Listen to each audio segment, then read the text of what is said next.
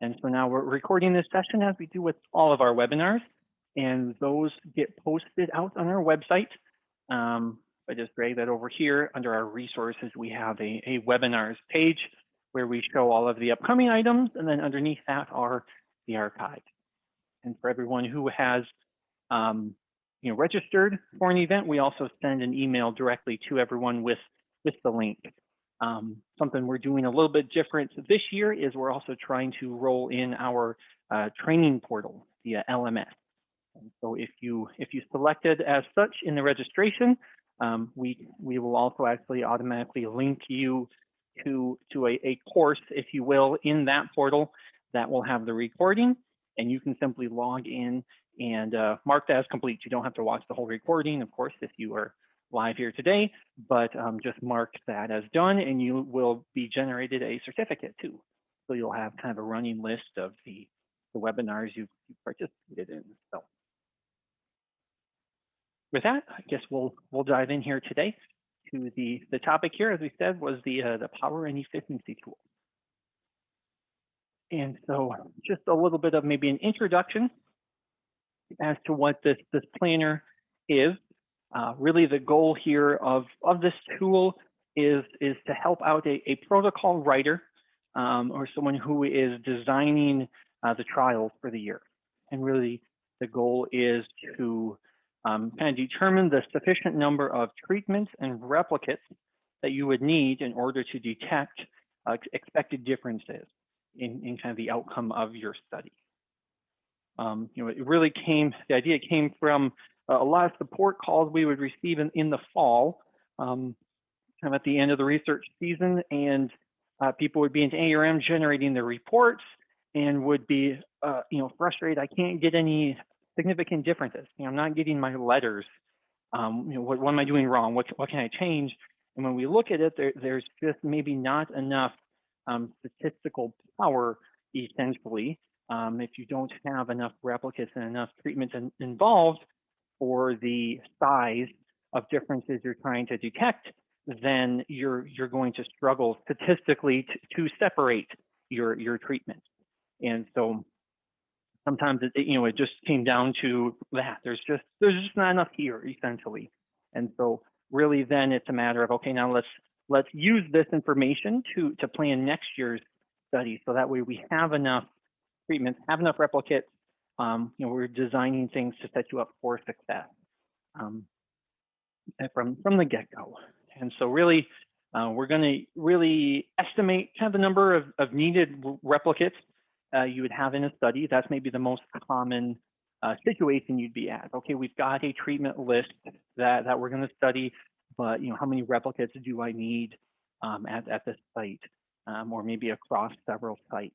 We'll discuss kind of both of those situations. And so again, kind of a disclaimer here, of course, that we can't guarantee anything, but we're hoping that using some of these calculations can be a nice guide to set the study up for success. Really here, and we're kind of estimating some things, typically from a previous study, maybe that you would know at this location, the type of variability and the statistical parameters you plan to use, and we really use that in this calculator to give us an idea of what we would need. So with that, I will transition here to ARM, and I'll just create a new protocol, just to kind of show where this is at. If you have already created a protocol, you can certainly still access this tool from an existing protocol. I'll just start with an empty one because that's pretty simple. And you've maybe seen this tool before, just maybe haven't used it yet, or kind of knew how to use it. It's maybe a little bit intimidating, but I'm going to go into the protocol settings. I'm either on the navigation bar or from the window menu here. And this is on the design tab of the protocol settings. It's also available in the trial. Of course, once you're in a trial, you've already set your treatments and replicates. There's fewer things that you can change typically once you're in the trial and you've planned it all out. So that's kind of why I'm running in a protocol, but certainly this tool will be visible in a trial file as well. And so on the left is the design options you're choosing for this particular study. But on the right here is this power and efficiency. So that is really the tool we're focusing on here. And so we have at the top of this tool kind of the statistical parameters that we are involving in this calculation. And so just maybe kind of going down the list of what each of them are. This first one is your CV. So that's your coefficient of variation. That's really your estimate of the variation in the study is really the theory of why this gets involved. Because of course, the more variability that you might have at a location or that type of study, that crop, all sorts of components go into that variation. But the amount of variation definitely then will affect how powerful, how small of a difference can you differentiate between in your treatments in the end. So we need to have that CV. You might recognize that value from a report. So ARM does generate a CV value. You can toggle on or off in your AOV means table report. So that can be a good place to start if you don't know that value offhand, or maybe a particular location. You could open up last year's trial and generate a report and really focus probably on the the assessment column that you care about the most. And maybe that's yield, maybe that's your phytotoxicity, whatever the main focus of the experiment is, you'd want to use that assessment from last year and take a look at the CV value there. And maybe you look across several years, or if you had several trials at that location that were somewhat similar, you could use and kind of get an aggregate CV values just to get an idea, again, of what you could expect for this coming year. And that's really the goal here, of course. Sitting here planning out the protocol, we really don't know for sure what that CV will come in as once we perform that trial, but the goal hopefully is to have an estimate of what it's going to be. The next item is the number of replicates. So that one's fairly cut and dried. Of course, in your design, how many times are you going to replicate or duplicate the treatment in the trial? A lot of times, and in some of our examples here, that'll be the number we want to calculate in many cases here. The next value is the power. So this is really the statistical parameter, kind of a choice you would make statistically on how you're going to analyze the data. And so this value here, we have it set at 80. So that value is 1 minus your beta, and beta being the probability of a type 2 error, and the opposite of your alpha level, which is next. So maybe a more common one you see would be that alpha level or your significance value. That is your probability of a type 1 error. And so power is kind of on the other side of the fence, the probability of the type 2 errors. And this one then we kind of flip. So here we've got 5% for the significance. Power here we do kind of 100 minus that percentage essentially. And that's what we express the power as.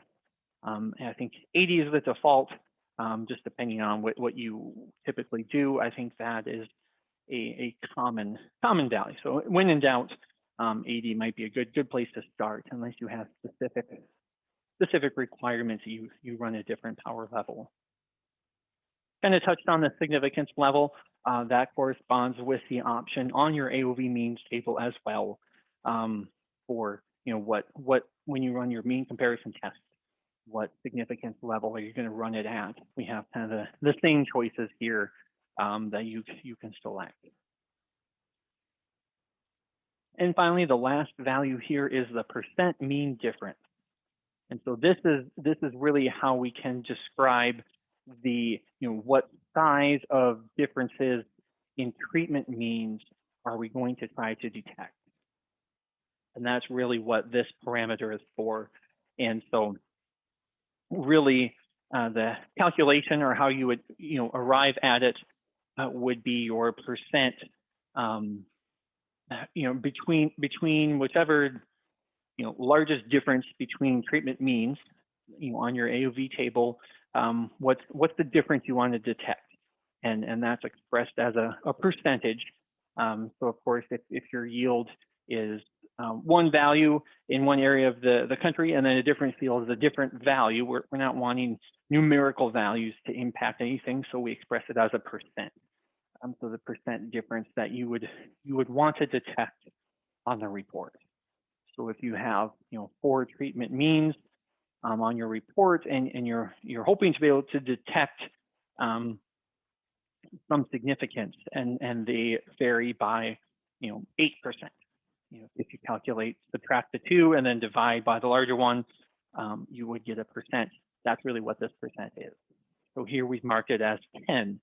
So if our differences between treatments were less than 10%, they were pretty close together, less than 10%, now we would not see significant difference. We wouldn't get different letters on the report.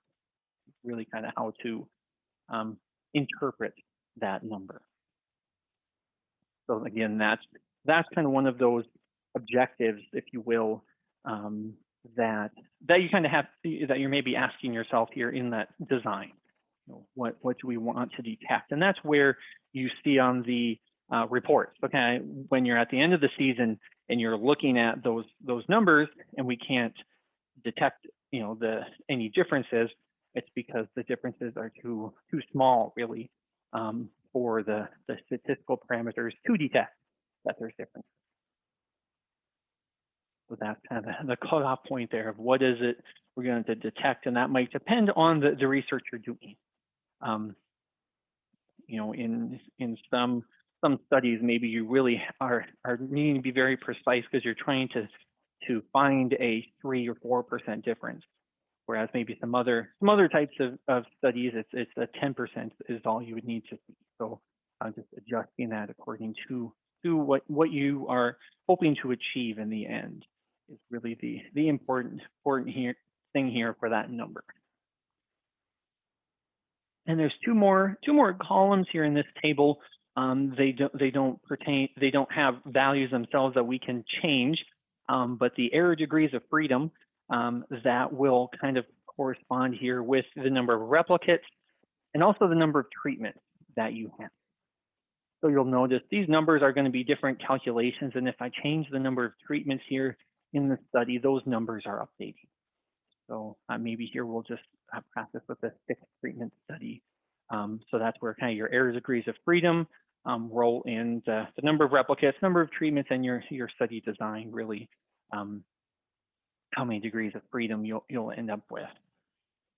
And then we also have the number of plot experimental units.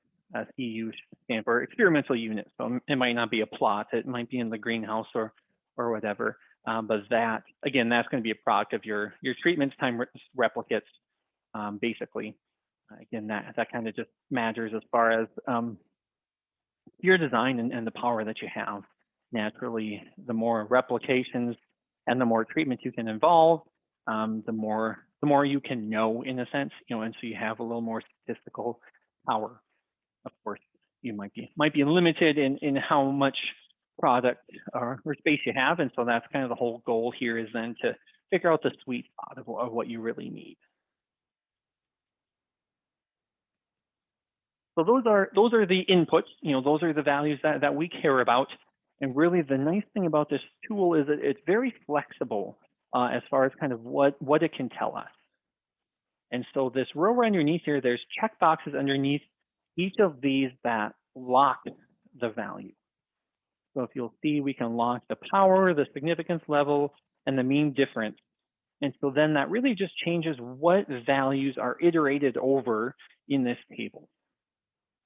So we're going to lock down the power, the significance. Those are definitely what we know and what we'll run with. We won't entertain any other values, and let's keep the 10 the same as well.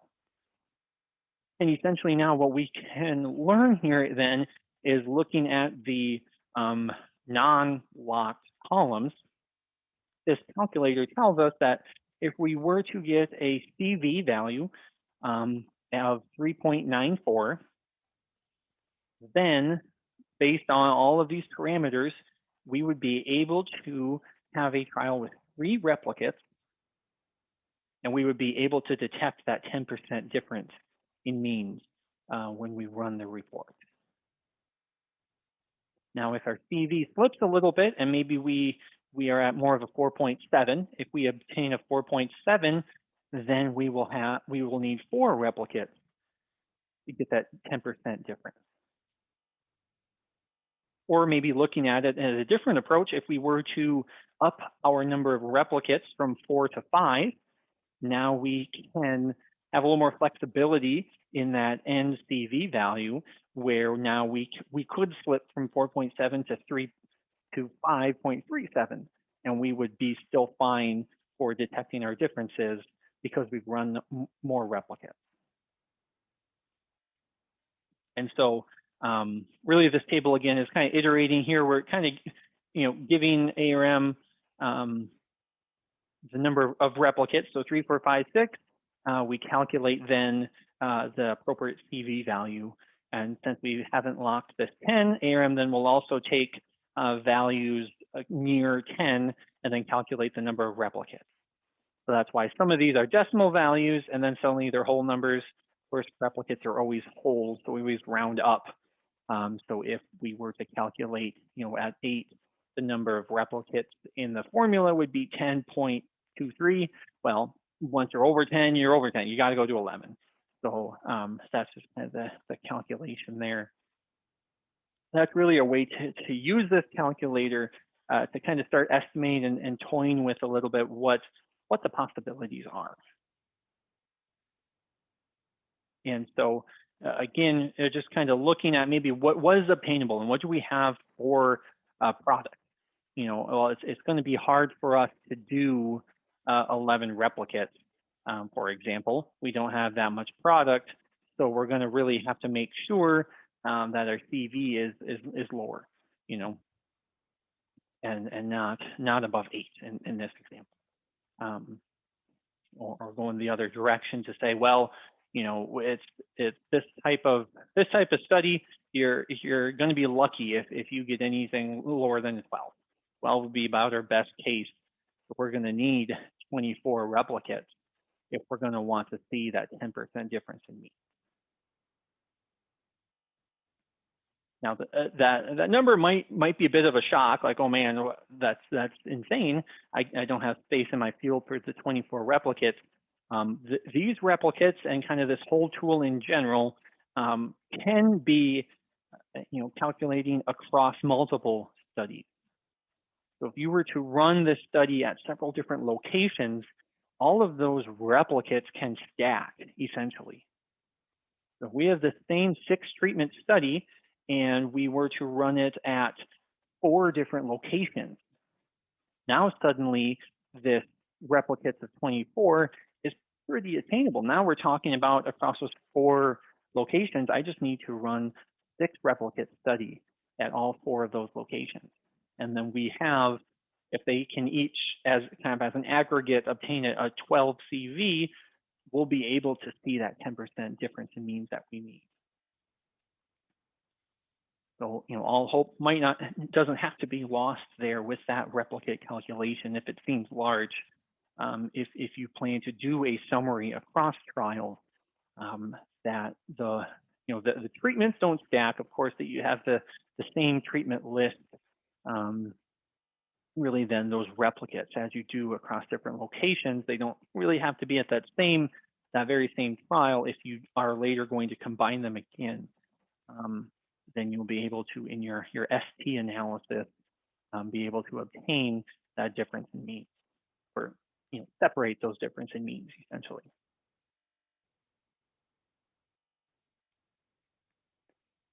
So that's the calculation here. I do want to kind of show the numbers, whether it might be pretty gory details on the math, and I won't go too far into it. I'll try to rein back the math major that's hiding inside me here, but just for posterity's sake, that these calculations here in the table are mathematical. There's nothing too magical or things ARM might be making up or estimating. It's really using this calculation here as the basis to determine what value we need. So the replicates, if we were to, in that example, calculate the number of replicates, that's your R value. That has to be, we're really going to involve the t-statistic. So we have your alpha level, that's significance, and that we mark down in the tool. Also the beta, again, that's that power value that you mark on the table. So those are used for the t-statistics here in the calculation. And then you have your CV value, and that's your standard error divided by the grand mean. So that's really where that is, and that's expressed as a percent. And then your percent mean difference, again, that was on our dialogue. We talked about that as well, that value gets used here in the calculation too. So that is really where all of these calculations come from. And just depending on what value locked down, whichever values are not locked, then ARM will iterate and give you several different values. So we'll plug in several different values for the one parameter. In our case there, where we just saw we had several different CV values. So let's plug in 6. What's the number of replicates? Let's plug in 8. What's the number of replicates? So it's good to leave 2 of them open at least, so you can kind of see and compare as one changes, what happens to the other one, just depending on what you're trying to get to or estimate, really. If that was too brief of math and you really want to see the gory details, we do have a link here. We have a knowledge base. Our statistician Peter has a lot of different articles and kind of documentation that really dives into some of the statistical theory and what we're doing behind the scenes. It's an R markdown file that he generates then into a web page there. So you can go ahead and type that in if you want to kind of check out more of that.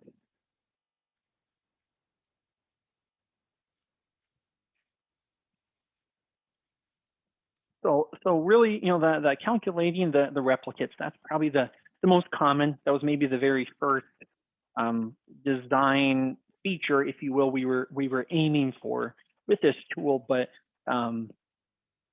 having the calculations, the way it works, it's actually, you can do different combinations depending on what it is you're trying to lock down and determine. So this can be kind of a pretty flexible tool. If you don't have to just answer the number of replicates question. Maybe you already know that because you have a limited number of resources and locations. So I know my replicates. Can I still use this for something else? And so in that case, we can, maybe lock down the replicates. So let's just say I've got 20 replicates, maybe five locations with 4 replicates each, or whatever the case may be. Maybe I have 20 replicates, and I'm curious about my end analysis, what I'm going to be able to detect, given the fact that I have this restriction on number of replicates. So there, I lock down the replicates at 20, and I'm going to unlock the percent mean difference. And now I can kind of compare here to say that, again, if we can achieve a CV of 10 across the 5 files or whatever, a CV of 10 will allow us to detect just under a 9% difference in mean. Whereas if that CV splits, if it's closer to 12, now we're talking about maybe 11 or shade over 10% difference. It means that we can differentiate and see those differences in treatment. So again, really just using the table to just see those iterations, and maybe 10 isn't quite right. We can change this value here, and it'll change what calculations are used. So maybe it's 20 is kind of the middle ground of the studies we're doing. That really changes what ARM will iterate over. So to get that slider, if you will, of what range we're looking at the values, but the value here does matter. So we iterate now 16, 20, 24, 28. We can see then what type of, in this case, percent differences we'll be able to calculate.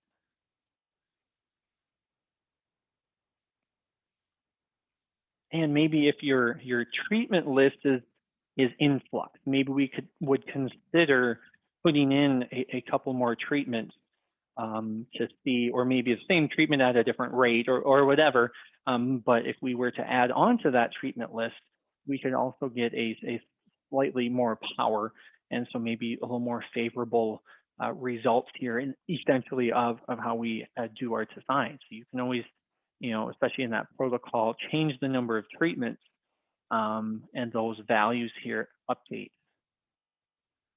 So here, if I'm noticing like the CV value here is changing, so that 8% difference in means, if we're stuck on 8, that's what our goal is, going from 6 to 8 treatments, our CV goes from 8.9 to now 9. So suddenly we can have a little more flexibility. The CV could be a little bit larger, and we'll still be able to detect that level of differences because we've included a few more treatments.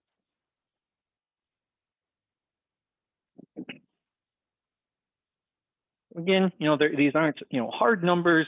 If we're sure guaranteed, there you go. You hit that CV and you'll be all set. But again, it's just kind of more of a guide to get you in the ballpark and make sure you're setting yourself up for success. Of course, that CV is probably of these values, that's the biggest one that can go wrong. Could take a left turn there, just depending on if you have a consistent, the type of research and locations pretty consistent, what you can expect, then maybe the calculations here are quite reliable. If it's a little bit more varied, then of course you have maybe need to take that into account in how you're using this to know I might need a little bit extra. But really the goal here is just to frame the design here and make good choices. Because kind of on the flip side, you could just say, well, right now we are planning on doing our 20 and we need to have the 10% difference. So using this calculator, I'll lock everything except the CV and say 11.2. So here with our 8 treatments, we need 11.2 CV in order to achieve this. Is this realistic? Or do we need to now change the number of replicates because it's not going to be realistic to do 11? I can unlock that then to say, okay, 20 is not going to cut it. 15, if we're doing great, 15 is what we're going to need. So instead of 20 replicates, we're going to need 41. Okay, well, maybe we need some more locations. Maybe we need to add more replicates at our individual sites. Really just the goal here is to be aware of that and to be aware of what you're planning, because you're shooting yourself in the foot if you're going to start off and run the 20 replicates without any hope of hitting that 11. If you lock down that 20 and say, well, there's just no point in running this this trial if we're trying to achieve this with only 20 reps. The numbers just say it's not going to happen with that. So I'm just hoping to make some informed decisions as you're designing the study is really the goal here. Again, that replicate value can be across studies, so that can help out too.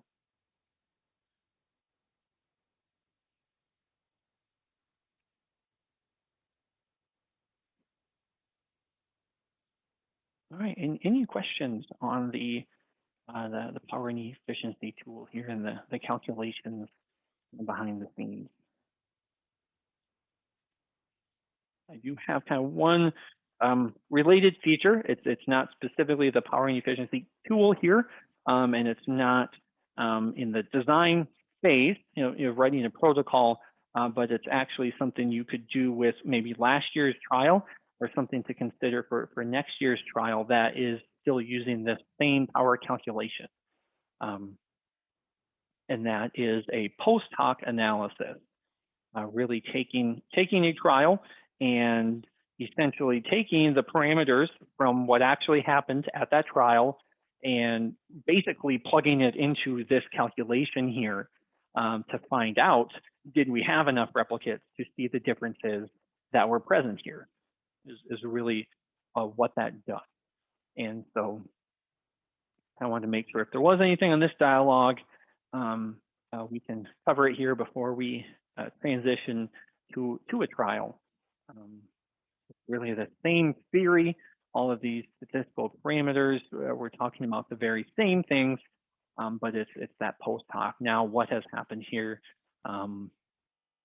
gives a snapshot of really the same type of information, and just, hey, this is what happened and what we could have needed. How many replicates should have we used to see the differences that are present right now, essentially in the trial.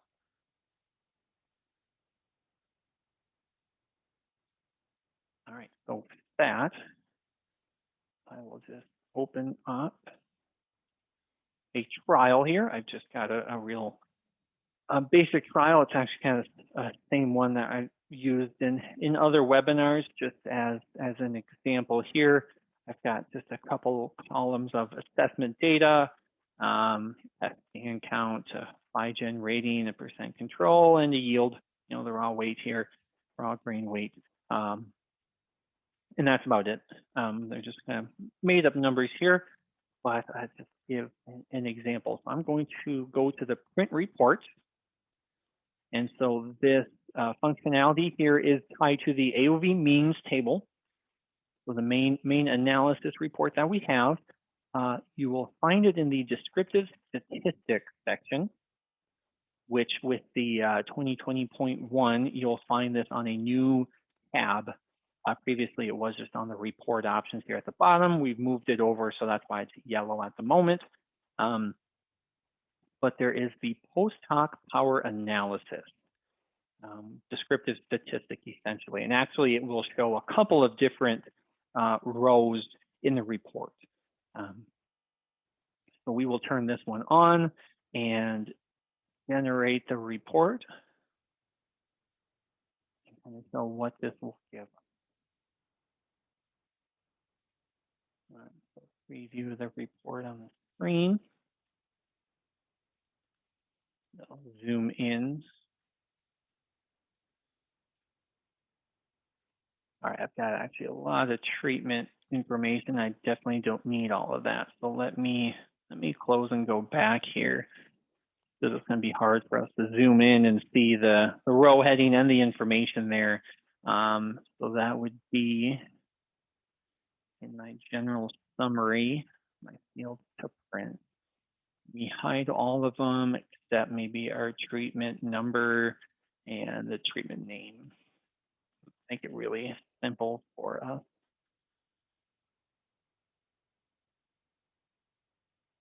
Generate the report again.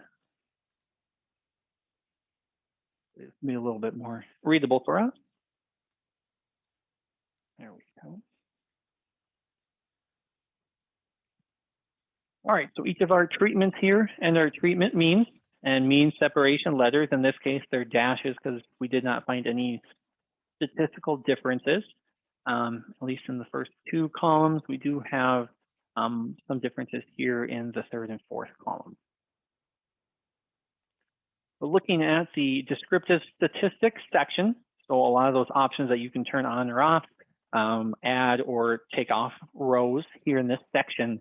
And so the post hoc analysis here adds two of these rows. So it adds minimum replicates and it adds the largest mean difference. So if I start here with the largest mean difference, this is really just looking at the treatment mean differences and what is the biggest difference between those treatment means. So here we would take the smallest value and subtract it from the biggest value, and we get 25.8. So that So that is the largest difference between means we're trying to, that we would be looking at.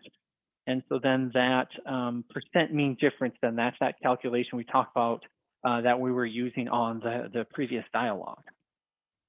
So that would be 86% of the mean itself is how wide of an area essentially we're looking at. So that kind of tells us that value that we were putting into the calculation of what difference are we trying to detect.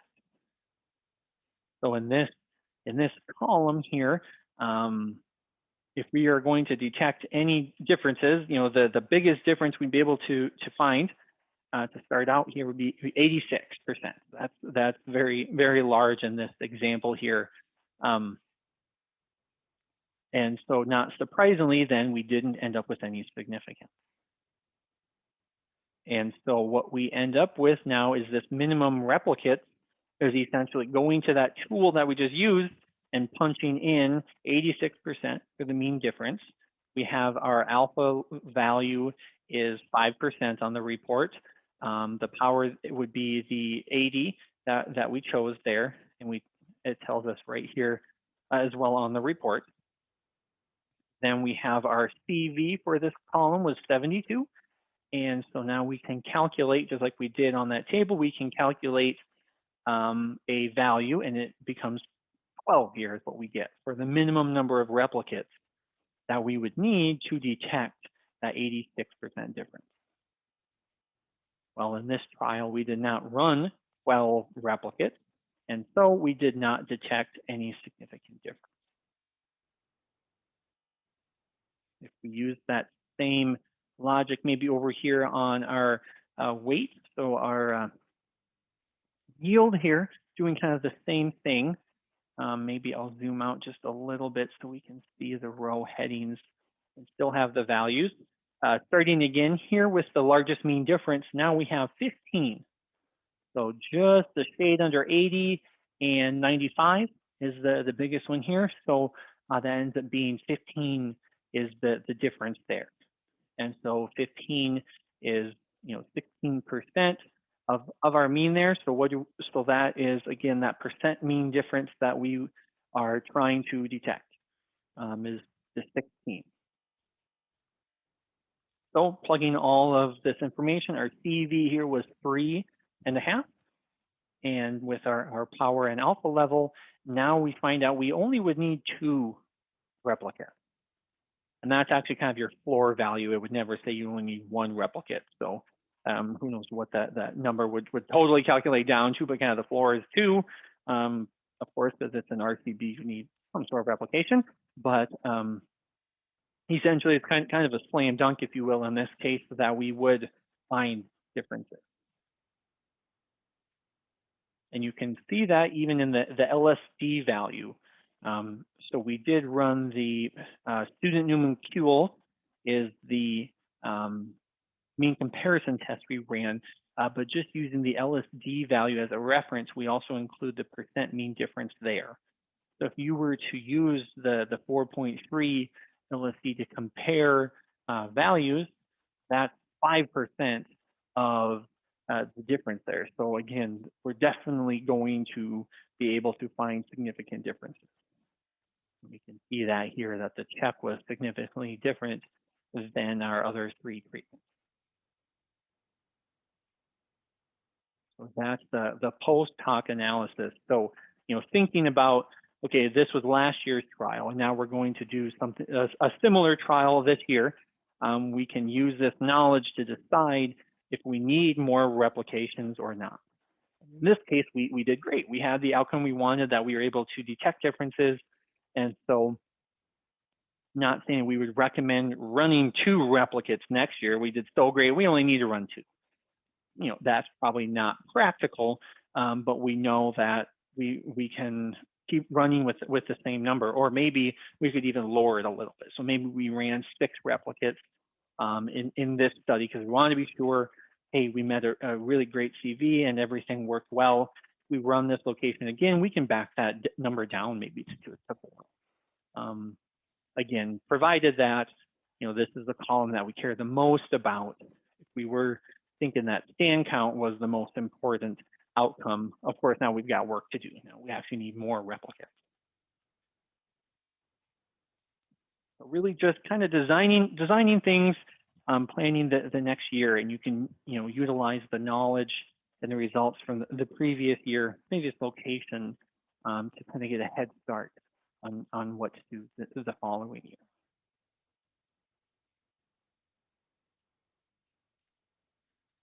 Maybe another example here that we're including the check here, but maybe that's not the primary goal is to just determine if our product is better than the check. You could also rerun this, and we'll see that the values are different. If maybe we want to close this, and I'm just going to add the action code EC. If you're not familiar with that, that excludes the check treatment from the analysis. So this is kind of a fast way. Oh, and then I hit OK, so it added it twice. I'm just typing in the EC code for each column.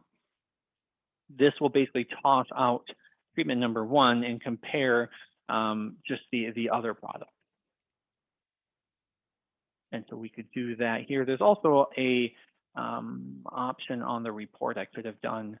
So in the AOV means table, I could actually exclude the untreated treatments from the analysis.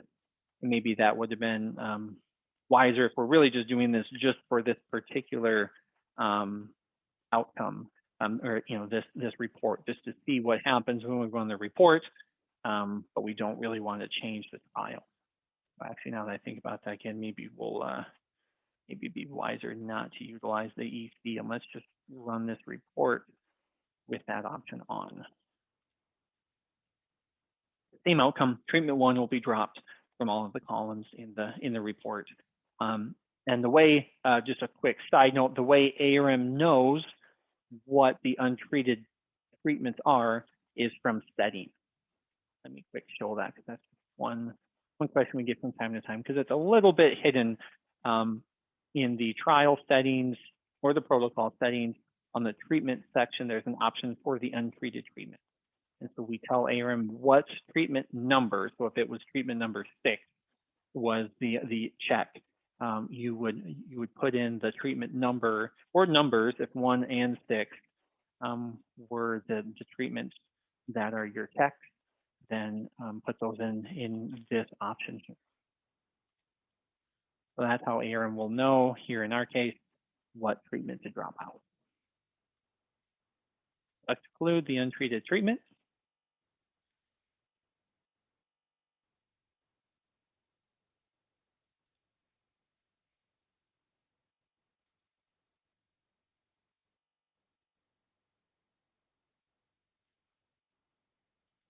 And if you look specifically at that option, you'll see there is no, in this case, it's a dash. There's no letters in any of the treatment 1 here, because we've excluded them from the analysis. What we do present the treatment means because it did participate here, but analysis-wise, it's not included at all. So you may notice we actually have different numbers now in our calculations too, because we've left that out. And so maybe again, if we're just zeroing in on the weight here, we actually now can see significant difference between the different treatments, not just the check and all of our other treatments. So that's good to see that with their CV. Zoom out just a little bit so we can see both. The CV is 1 now without that check treatment. So maybe a little less variance even in those products. And so we get the largest mean difference is 3.9, which ends up being a 4% difference. And so that's what we're trying to detect, and we've got plenty of power to do so. We only needed, in this case now, 3 replicates to achieve that. And so we have that significant.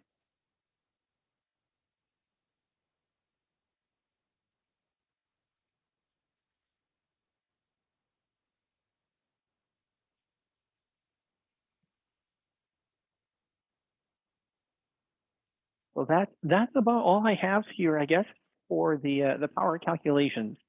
Again, it's really just a tool for guidance, especially thinking about you can't change the number of replicates after the trial's been done, and especially that CV value is just a measure of that variation. When you're planning a study, you don't know what actually happens yet. But really just a good guidance to get you in the right ballpark, especially when designing experiments, and then can look kind of after the fact as well to see what would have been needed, give you a head start on next year's study as well, to know maybe why, get a feel for what would be needed to be done if you didn't have those significant, like you had hoped. Give some guidance on to what would be needed.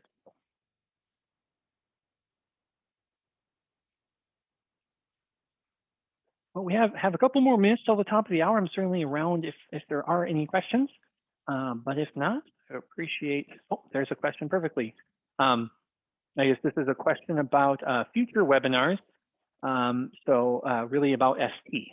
Yeah, we talked a little bit about ST today. And yeah, I think it would be very good for us to do some on ST.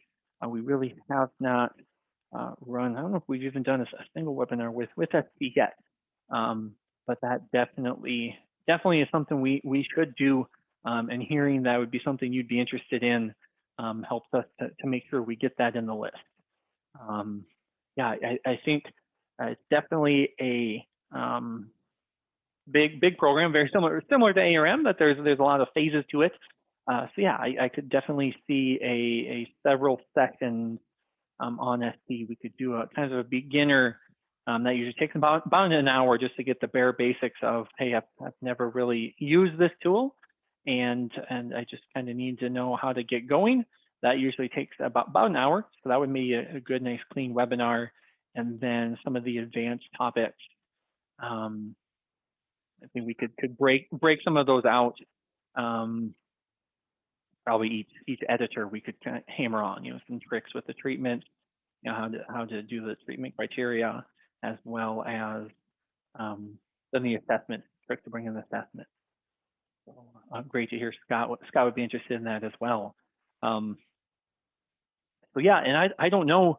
I'm not a researcher, so some of my struggling with the scheduling is I'm kind of just guessing based on questions we get in the support mailbox as to what people are doing currently. Is this the time of year we should be talking about designing a protocol, or is that ship sailed, that most people have done with that and the trials are getting started? And kind of the same thing with ST, if that's something that gets utilized this time of year, or would it make sense to bring that in kind of late summer time frame when the trial season starts to wind down? Of course, nice thing with the webinar, we could do both of them as well. But that's great to hear those comments, and we'll definitely plan some STs in the future, so we can get people involved in that as well, and kind of grow that training too. So thanks for the comment.